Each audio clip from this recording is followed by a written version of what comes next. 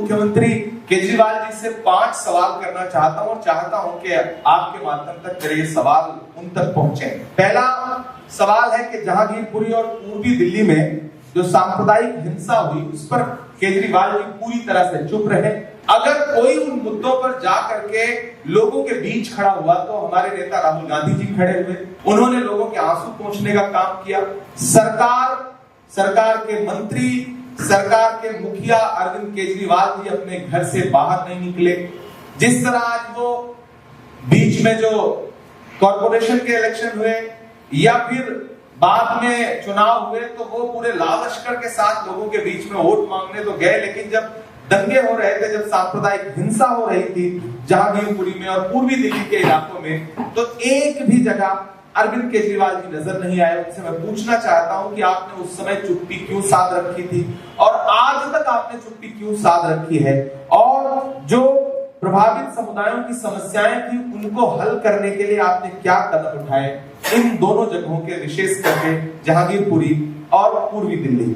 मेरा दूसरा जो बहुत महत्वपूर्ण सवाल है और जो जिसके विजुअल आपके सामने भी है, वो सवाल ये है कि जब गुजरात में बिल्किस के दोषी जो थे, उसके बलात्कारी जो थे, उनको जब गुजरात सरकार ने रिहा किया, उसके बाद पूरे देश में एक गुस्सा था, लोग सवाल पूछ रहे थे, और जब मीडिया के एक साथी ने वही सवाल दिल्ली के उप मुख्यमंत्री मनीष सिसोदिया जी से पूछा तो मुझे वो विजुअल आज भी याद है कि किस तरह से उन्होंने अपने सामने से माइक हटाया था चैनल का और सवाल को एकदम नकार दिया था उन्होंने। तो मैं आम आदमी पार्टी से पूछना चाहता हूं कि मनीष सिसोदिया जी की जो शर्मनाक चुप्पी थी बिल्किस के मामले में, एक तो बिल्किस महिला थी, महिला होने के नाते आपको बोलना चाहिए था, आप चुप रहे सिर्फ इसलिए क्योंकि बिल्किस मुस्लिम महिला थी। तो मेरा सवाल है कि ये शर्मनाक चुप्पी क्यों? तीसरा मेरा बहुत महत्वपूर्ण सवाल है कि जब देश भर में सीए एनआरसी के आंदोलन चल रहे थे और शाहीन बाग एक प्रतीक के तौर पर, एक प्रतिरोध का प्रतीक बनकर के शाहीन बाग पूरे देश के सामने खड़ा हुआ और लगातार माएं, बहनें, बुजुर्ग महिलाएं प्रोटेस्ट करते हुए शाहीन बाग में बैठी रही, सर्द शामों में, सर्द रातों में। उस दौरान मुख्यमंत्री अरविंद केजरीवाल जी, उनके तमाम कैबिनेट के लोग जिस तरह से शाहीन बाग आंदोलन को लेकर के गृह मंत्री को चुनौतीपूर्ण तरीके से कह रहे थे कि अगर मैं गृह मंत्री होता तो 2 घंटे में शाहीन बाग खाली करवा देता, इससे उनकी मंशा पता चलती है। इससे वो हाशिए पर मौजूद किसी भी समुदाय के लोकतंत्रात्मक तरीके से प्रतिरोध के अधिकार का मखौल उड़ाते हुए दिखते हैं। मेरा सवाल है कि आपकी वो चुप्पी क्यों थी? आप क्यों उस आंदोलन के विरोध में थे जबकि वो अपने अधिकारों को लेकर के किया जा रहा एक आंदोलन था? चौथा बहुत महत्वपूर्ण सवाल है जो दिल्ली के अल्पसंख्यकों के साथ साथ देश भर के मुसलमानों को कचोटता है। वो सवाल है कि जब पूरे देश में कोरोना फैला हुआ था और कोरोना को लेकर के केंद्र की सरकार पूरी तरह से विफल थी, लोगों को सांसें नहीं उपलब्ध करवा पा रही थी, ऑक्सीजन नहीं उपलब्ध करवा पा रही थी, तो केंद्र की सरकार ने एक प्रपंच रचा था कि किस तरह से इसमें किसको बदनाम किया जाए और किसके कंधे पर कोरोना की जिम्मेदारी डाली जाए। उसके लिए मरकज को चुना गया, तबलीगी जमात को चुना गया, और मुझे कहते हुए बहुत अफसोस है कि केंद्र सरकार की उस मंशा में अरविंद केजरीवाल जी और उनकी पूरी सरकार साथ में शामिल थी। और जिस तरह से दिल्ली राज्य सरकार के बुलेटिन निकलते थे, उनकी तरफ से जो नोटिफिकेशन जारी होता था, उसमें कोविड पेशेंट के साथ साथ मरकज का जो अलग से एक कॉलम देश के सामने उन्होंने रखा,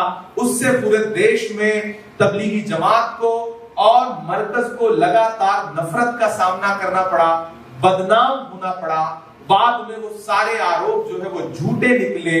तो मैं अरविंद केजरीवाल जी से पूछना चाहता हूं कि केंद्र सरकार, नरेंद्र मोदी जी की सरकार की जो मंशा थी एक समुदाय विशेष के खिलाफ कोरोना के दौरान, उस मंशा में आप जिस तरह से आगे बढ़ करके 2 कदम आगे बढ़ के, भाजपा से भी आगे बढ़ करके आपने मरकज को बदनाम करने की साजिश की, वो क्यों की?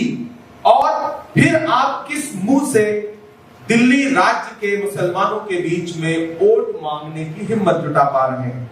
मेरा एक और अंतिम सवाल है कि आपके विधायक नरेश यादव को कुरान शरीफ की बेअदबी के मामले में सजा हुई, जो एक बहुत गंभीर चिंता का विषय था कि एक चुने हुए जनप्रतिनिधि पे एक धार्मिक ग्रंथ की बेअदबी का मामला बना और कोर्ट ने बाकायदा सजा दी। आखिर तक आम आदमी पार्टी उसके साथ खड़ी रही, उसको टिकट दिया गया और जब बहुत व्यापक पैमाने पे विरोध हुआ तब जाकर के उसका टिकट काटा गया। तो मैं पूछना चाहता हूं अरविंद केजरीवाल जी से कि आपको मुसलमानों के धर्म ग्रंथ को अपमानित करने वाले, उसकी बेअदबी करने वाले इंसान से इतना प्यार क्यों था? ये मेरे सामने राज्यसभा की लिस्ट है, आम आदमी पार्टी द्वारा राज्यसभा में भेजे गए लोगों की लिस्ट है। इसमें एक भी मुसलमान अब तक आम आदमी पार्टी ने राज्यसभा में नहीं भेजा है। ये दर्शाता है कि आम आदमी पार्टी प्रतिनिधित्व देने के मामले में मुसलमानों को कहीं भी आसपास भी नहीं रखना चाहती। ये मेरे कुछ सवाल थे। मैं पूरे प्रदेश में जा रहा हूं, लोगों में गुस्सा है, लोग अलल-ए-लान आम आदमी पार्टी से ये कह रहे हैं कि किसी भी मौलवी से या के साधु से न छूटेगा, मदारी के किसी करतब से जादू से न छूटेगा, सफाई कर रहे हो तो जरा दामन की भी कर लो, हमारे खून का धब्बा है झाड़ू से न छूटेगा। लोगों में गुस्सा है, लोग नाराजगी जता रहे हैं और शायद इसीलिए मेरा तो मीडिया के साथियों से भी सवाल है, मैंने अभी तक अरविंद केजरीवाल जी को किसी भी मुस्लिम इलाके में जनसभा करते हुए नहीं देखा। आप सबने देखा हो तो कृपया मुझे सूचित करिएगा, मुझे अब तक नहीं दिखाई पड़ा है। यही वजह है कि वो कहीं भी अपने किसी मुस्लिम प्रत्याशी के लिए वोट मांगने जाने की हिम्मत नहीं जुटा पा रहे हैं। ये मेरे कुछ सवाल थे जो मैंने आपके सामने रखे।